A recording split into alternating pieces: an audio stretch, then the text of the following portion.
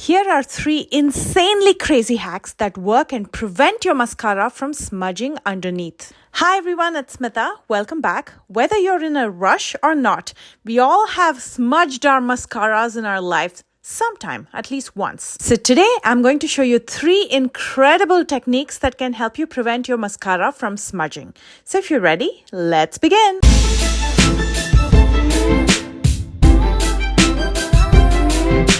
To save some time, I've already applied mascara on my top lashes. If you want a tutorial on that, I'm going to link it in the description box. But today the focus is on lower lashes and how to prevent mascara from smudging there. In this first technique, which is the simplest one, just apply mascara to your roots and not the tip. Today I'm going to be using the Tartelette tubing mascara for all the 3 techniques. The reason I like this mascara for my lower lashes is if you look at the wand, it's slender.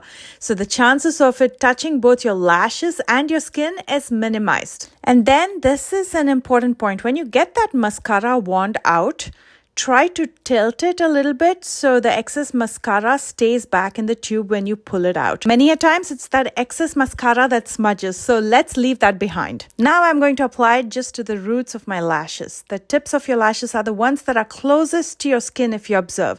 And it's when you apply to the tips, there's a chance of your mascara getting on your skin and smudging. And to prevent that, the easiest and the fastest way to do is avoid applying it to the tips and apply it only to the roots. Also, applying it to the roots makes your lower lashes appear so much more thicker. This is such a simple technique, but it's something that everybody can do and it's so easy. In the second technique, I'm going to first use some powder underneath my lashes, even before I apply mascara. I'm using the one size translucent powder. You can use either a translucent or a setting powder. Just make sure it's loose powder. And I'm going to let it sit there while I apply mascara. And rather than holding the wand horizontally, I'm going to hold it vertical, so I have more control over the wand. This way I can coat the lower lashes without worrying about smudging. And even if I smudge, it's going to be over that powder that we applied right underneath the lashes, which can be easily dusted off later. Once I've thoroughly coated my lashes, I'm going to take a spoolie brush like this, and I'm going to run it underneath the lashes to remove the excess. As you can see, my spoolie is not the cleanest because I've been using this technique regularly, and it makes a huge difference when you clean up underneath.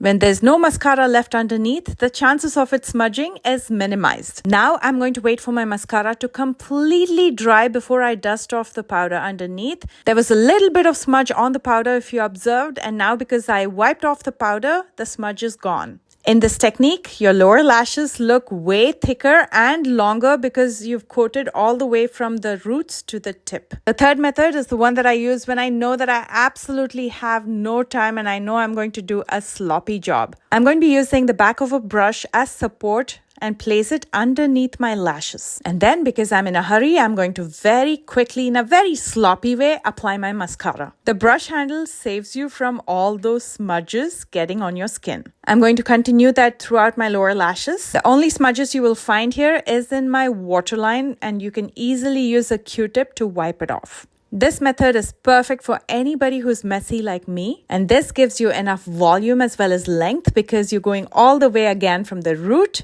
to the tip. Nice thing about these techniques is you can mix and match. You can use the spoolie in the last method, or you can use powder in the first method. You can alter it the way you prefer. And even after using one of these techniques, let's assume you still end up smudging mascara. So let me go ahead and add some smudges. The first thing is we itch to wipe this off immediately. Well, that's the worst thing you can do because your mascara will smudge even more.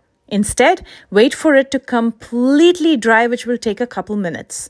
Then use a dry, clean spoolie to scrape it off. It's flaky, so it comes off very easy. And that will not mess up your base makeup. And if there's any residue left on your skin, you can quickly apply some concealer and blend it out with your fingers. It's so easy to clean that up. I hope you enjoyed this tutorial, and please don't forget to like and subscribe.